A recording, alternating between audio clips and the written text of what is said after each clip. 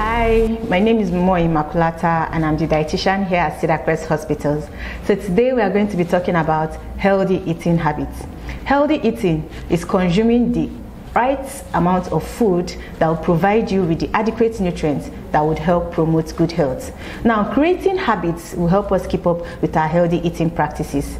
Some of them include avoiding greasy and oily foods. So having too much oils in the food is not very healthy and it's not very encouraging. So let's not do that. Secondly, avoiding a lot of sugary foods and drinks. This comes mostly in our fizzy drinks, carbonated drinks, packaged juices, and some other bakeries. So we should try to avoid them as much as possible.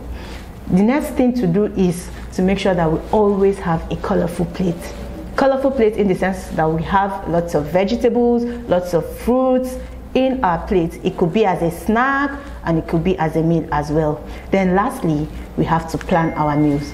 Planning your meal is going to help you not eat what you're not supposed to eat, because when you already have your meals planned, then when you're hungry you already have a meal to eat. But if you don't have your meals planned, when you get hungry, it just pushes you to eat whatever is available at the moment. Here at Cedar Crest Hospital, we have a very great team of dietitians that would help you plan your daily meals, from your breakfast down to your midday snack, down to the water that you are going to be drinking. Why not contact us so that we are going to help you plan your meals so that you can begin to have a healthy diet.